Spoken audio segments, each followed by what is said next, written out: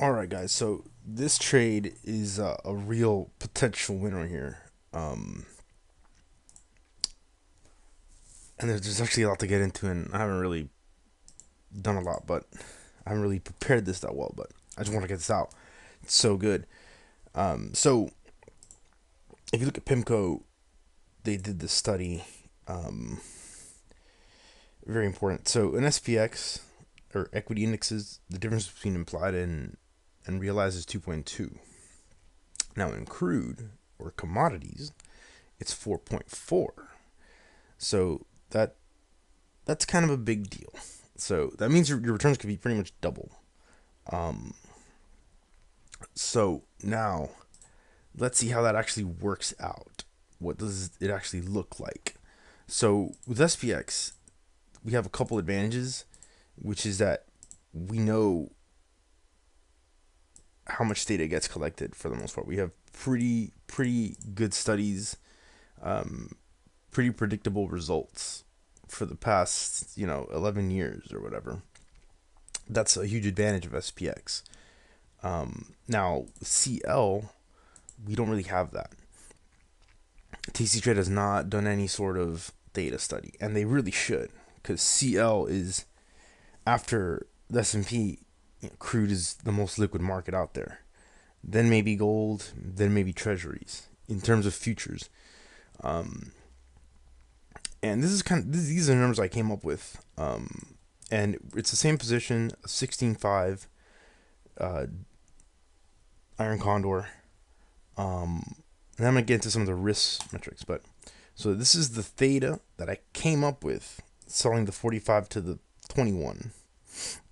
Now in this trade, there's not as many expirations, so it might be a little bit different. It might be a little bit weirder, but a 50%, 56% CAGR, collecting 35% of the theta, and then which is what we have in SPX, and then 40%, which is what we have um,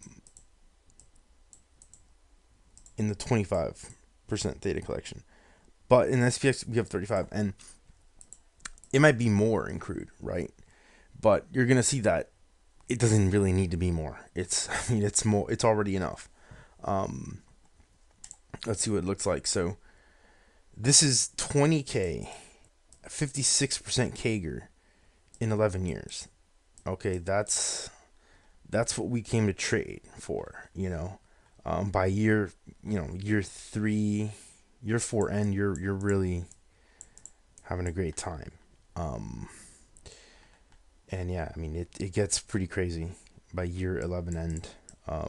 You're really raking in the bank. So um, pretty intense stuff.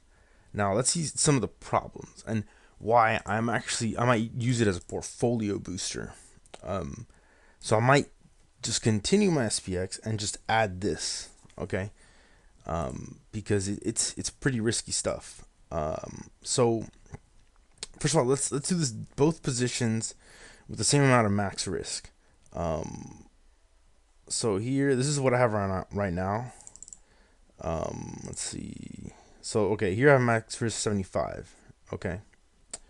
And you see here it's 95. I have this set to 21 DT. So I'm gonna close the position 21 DT, and then I have it at 2 standard deviations. So realistically speaking, right now in my XVX position, I can lose like 6 to about 12k. Right, realistically speaking, um, that's what I'm looking at. 12, right now. But when I put it on, it might have been. This would have been like 23 ish. It would have been 23 and like 4 and 12k around there. Okay, so like 23, 12. Right, that's utilizing 75k of max risk. It's how I like to look at things. I don't like looking at buying power because buying power is very.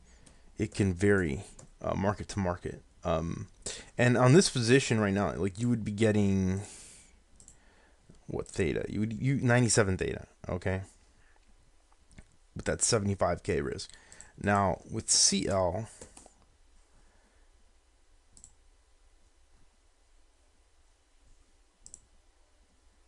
okay, with CL, let's see. This is putting it on today. Now I figured out what the theta would look like. So now you have 74 theta with about 12K in total risk. Okay. Now this BP wise, you're looking at potentially 20K in buying power risk. That's why I did the calculations with 20K.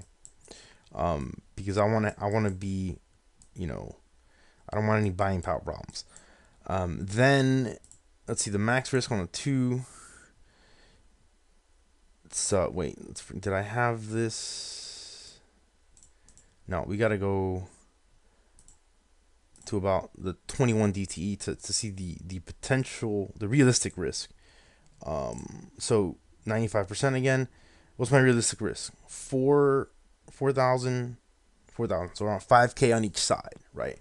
Now this position takes a lot less buying power. The max risk is actually a lot less. Okay, it's only 12K.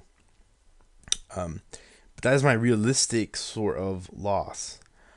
And this is only using 20K. Now let's say, which for actually this trade, it's actually the same thing, 75% of the portfolio.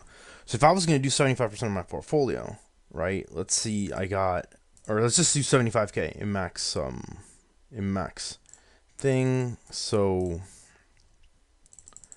let's see,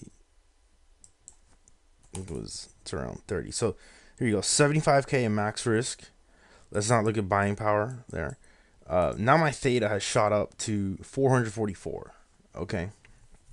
And if you want to do that calculation in the T-Rock model, it's pretty cool. So now, 75K risk, same as the other one, but my theta is way more. It's like 4 times as more. Okay. And if you ever traded crude, it's a pretty crazy market. But let's see what my realistic risk is at 2 standard deviations. 30, 30. It's a little more bigger. And I actually, when I did it 2 days ago, it was a little bit bigger in terms of risk for that time period, right? Is this 8? Yeah, so that's around the 21 DT. So it's a much wilder market.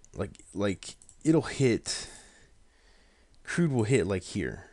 This is at 3 standard dev, 50K, 50K, which might be a little more lower if you move this to the 728. So yeah, it might be, 60K. You might take a huge hit. That's if I'm right now, it's 75K max risk. You might take a huge hit. But so that's why I might use it as just a portfolio addition, a booster. But this is quite the trade. If you can turn 20 into that much in 11 years, like that's a trade. But I'm kind of venturing out. Like this is like real trader stuff. Like if you can make these returns, you don't need to manage a hedge fund. You don't need to manage other people's money. But yeah, no one's really ever done it in a very audited way, I guess. So if I do this, it might add like 8 to 10% CAGR to my portfolio, because I'd probably keep the SPX position and just add this at about 12.5% of my portfolio, which amounts to that 20K buying power number. Because we're like right now I'm at this much. So yeah, 15K max risk. So it's 12.5%. Let me write it down. So as you guys see, I'm not very prepared. Kind of a quick video. So 0.125% of portfolio will give me